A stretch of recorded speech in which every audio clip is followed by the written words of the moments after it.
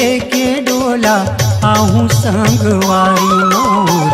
जब कही बेले के रे डोला आहूँ संगवारी मोर। कखरो ब्यूझारे झन मन बहु काबेवो। सपना मघलो झन तिसुना डोलाबे। कखरो ब्यूझारे झन तो मन बहु काबेला।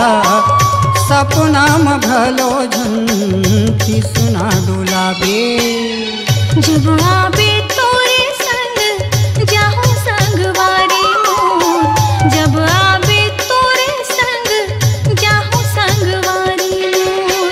ककरो ब्यूझारे झन मन बहकावेला। सपना मघलो झन तिसना डोलावेला। ककरो ब्यूझारे झन मन बहकावे हो। सपना मघलो झन तिसना डोलावे।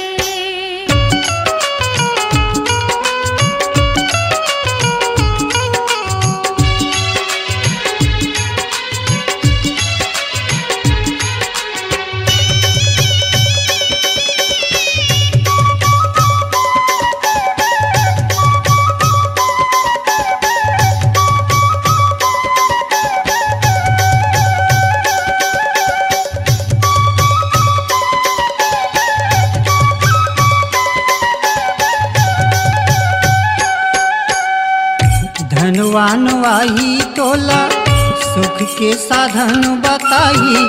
रूपवान वाही सज धज ललचाए बरु।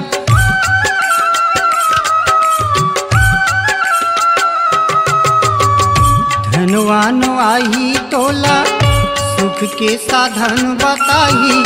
रूपवान वाही सज धज ललचाए बरु। बुधवान वाही बाते बात मखन धोई हो बही। गुणवान वाही मोहनी गढ़ के ले जाए बर। एक लेखवाही तोर देहरी में सजन बन। एक लेखवाही तोर देहरी में सजन बन।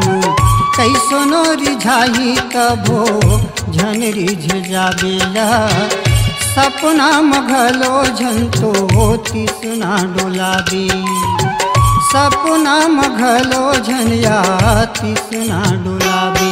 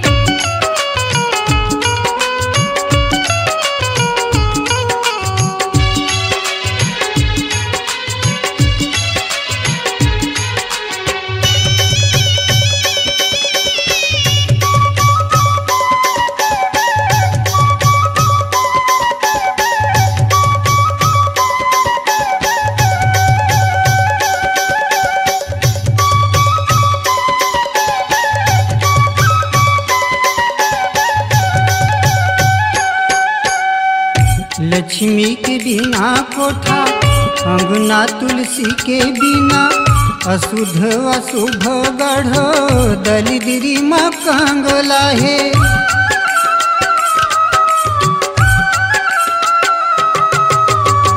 लक्ष्मी के बिना कोठा अंगना तुलसी के वो बिना अशुद्ध अशुभ गढ़ दलिद्री मकंग लाहे।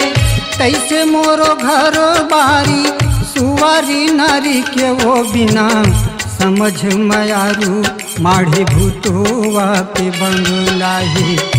आबे जी हाँ लाखों शरद उन्नी के अंजोर धरी। आबे जी हाँ लाखों शरद उन्नी के अंजोर धरी। दिहमा लौकुश के दुखी बिरवा जगाबे वो सपना मघलो झन तिसना डोलाबी।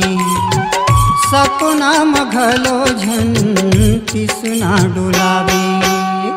जब आबे तोरे संग जाहूं संगवारी मोर। जब आबे तोरे संग जाहूं संगवारी मोर। ककरो बेउझारे जन मन बहकाबे ना। सपना मघलो झन तिसना डोलाबे ना। ककरो बेउझारे जन मन बहकाबे हो। सपना मघलो झन तिसना डोलाबे। जब कहीं बेले के डोला आहूँ संगवारी मोर। जब कहीं बेले के रे डोला आहूँ संगवारी मोर। कखरो बेउझारे झन मन बहकाबे वो सपना मघलो झन तिसना डोलाबे। कखरो बेउझारे झन तो मन बहकाबे जा सपना मघलो झन तिसना डोलाबे। सपना मघलो झन तिसना डोलाहा। सपना मघलो झन जी तिसना डोलाबे।